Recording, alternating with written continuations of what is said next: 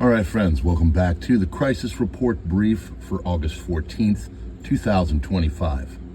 We are brought to you by Augusta Precious Metals. That is the channel sponsor. If you're looking to put your IRA into gold and silver, and there's a lot of things out there that should flashing that you should maybe consider this, please consider Augusta Precious Metals. There's a learning link in the description, and they will take you through it. And then you can agree to do it, or you can just say, you know what, no thanks. We have just passed where we are now getting 10,000 views on Substack per month, which is huge because I only get about 30,000 for YouTube. Please consider joining over there. You can pay or you can get it for free. Doesn't really matter to me right now, but it really helps the channel, and I think it's where things are trending. I'm not going anywhere from YouTube unless they make me, but I would love for you to be over there. Okay, let's get started on your intel for August 14th, 2025. This is your Crisis Report Brief. Ukraine has secured $1.5 billion in U.S. weapons purchased by Netherlands, Germany, Denmark, Norway, and Sweden under the Pearl Initiative. Trump will meet with Russian President Vladimir Putin on Friday at 11:30 local time, Alaska. Zelensky and Starmer are meeting in London. 2025 World Humanoid Robot Games are going on in Beijing. Games will run from Thursday to Sunday, bringing together 280 teams, 16 countries, 5 continents, more than 500 humanoid robots in 26 event categories. No land talks before ceasefire. Ukraine and NATO have used all previous short ceasefires for armaments, including the Minsk agreements, as well as negotiations in Turkey. No sanction relief for Russia. This is a decision for each country individually. Ukraine cannot decide this. If one country doesn't want to cooperate with Russia, nobody can force them to. Russia must pay war damages. NATO countries already confiscated $500 billion in Russian assets, plus reparations from war, usually paid by the loser, and Russia is not the one. These are what they want. It's just ridiculous. Ukraine will join NATO and EU. Russia stated multiple times that the Ukraine can join the EU, but not NATO. Russia returns POWs and abducted children. Russia was literally begging for Ukraine for POW exchanges, plus the 5,000 dead bodies that Zelensky was refusing to accept in order to avoid paying their families. But he had to do it because of the public pressure. Russia is constantly publicly calling for Ukraine to hand over the children list that Zelensky claims were kidnapped by Russia, but there is zero response now, except a dozen of them that are already returned as a result of the negotiation in Turkey.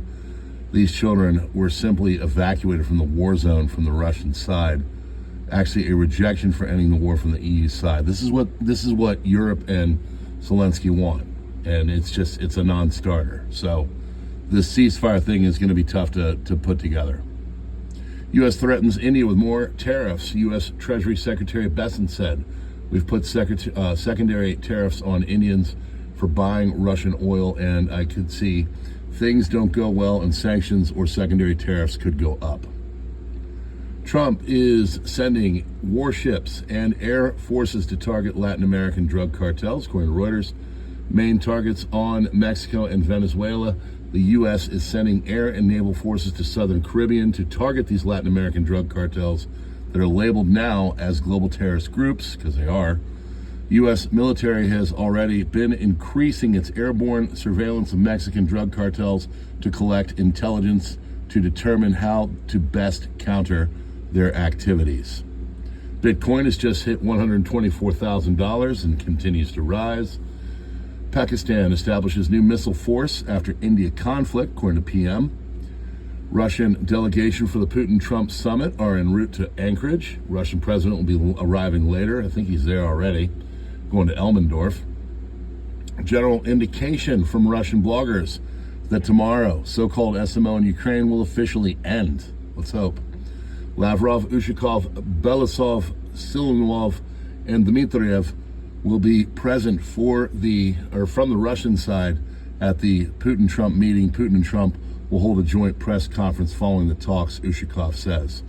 Head of the Trump-Putin summit, Russia and Ukraine exchanged 84 for 84 POWs, a deal being brokered by the UAE. Good. For the first time since 24th of February 2022, Russian delegation using a Russian Air Force aircraft has officially entered U.S. airspace. The FAA has established a temporary flight restriction area over Anchorage Friday, August 15th, which will be enforced by NORAD. General aviation pilots are reminded to verify all FAA notice to airmen's or NOTAMs before every flight. White House has announced the composition of its delegation for the Russia-USA summit in Alaska. Trump, Vance, Rubio, and Bessent and Wyckoff will all be there. Vladimir Putin meeting on preparation for the Russian-American summit take place on 15th of August in Anchorage. And then, let's see, President is planning to visit Israel next month. It's Trump. United States Air Force C-17 call sign RCH-3267 moving out from Joint Base Air Andrews towards Anchorage. These aircrafts are carrying the American transport for the president, his team, and the beast. No documents are expected to be signed following the Putin-Trump summit in Alaska, of course, according to Peskov. Trump says he intends to give Russia and Ukraine the opportunity to discuss a possible settlement agreement themselves. Trump says he estimates a 25% probability that an upcoming meeting with Putin in Alaska will be successful or 25% probability the upcoming meeting with Putin in Alaska will end unsuccessfully. So he's giving it positive marks. U.S. Secretary of State Marco Rubio said Thursday that security guarantees for Ukraine needed to be part of peace talks, adding he was hopeful of imminent progress towards ending the war. Initial reports of a Russian Su-30 fighter jet crashing near Snake Island in the Black Sea have just been reported. Police in Washington, D.C. are now officially allowed to assist ICE with info about illegal immigrants. Florida Governor Ron DeSantis has announced the opening today of a second detention center in the state of Florida to process undocumented immigrants. He is calling it the deportation depot. Poland says he prevented cyber attack on a water system in a large city. And Saudi Arabia's flag carrier airline is in advanced discussions with SpaceX to install the Starlink internet service in a move that would expand Elon Musk's footprint in a highly competitive market for onboard Wi-Fi, according to Bloomberg. And these are your top 10 headlines according to Normie News. Hot U.S. inflation hits global markets. Higher than expected U.S. producer prices, PPI, up 0.9% in July, triggering fears of stagflation, pushing bond yields higher in the U.S., Germany, and Japan. Putin welcomes U.S. peace efforts ahead of the Alaska summit. He praised the sincere efforts of the U.S. to resolve the Ukraine war and the idea of nuclear arms control agreement ahead of the meeting with Trump. U.S. weekly jobless claims fall amid low layoffs. New unemployment benefits dropped 224,000 from 228,000. Though soft hiring suggests the unemployment rate could rise to 4.3. Markets abuzz with fresh rate cut hopes, driven by signals from President and Treasury Secretary Bessent. Traders ramped up expectations for an imminent Fed interest rate cut. Gold has slipped on dollar strength. Dollar rallied on rising inflation concerns, pushing gold prices downward as markets await further U.S. economic data. Spanish fire response, arson suspicion in a deadly wildfire. Authorities arrested an alleged arsonist after a wildfire in northern Spain claimed a second firefighter's life. Oh, here's some arts. I'm sure you guys are all caring about this. Celebrity and culture highlights. People in 10, Taylor Swift teasing her 12th studio album. I'm sure you're all going to go buy it. Demi Lovato reunited with Jonas Brothers. Oh, J-Lo went viral mid-concert, and Beyonce won her first Emmy. Oh, such news. Renewable energy support to be scaled back. Trump administration announced plans to tighten federal subsidies for solar and wind energy. Upcoming policy announcement. Teaching music amid conflict in Gaza. Moving scene captured as a young student singing amid the sounds of explosions in Gaza.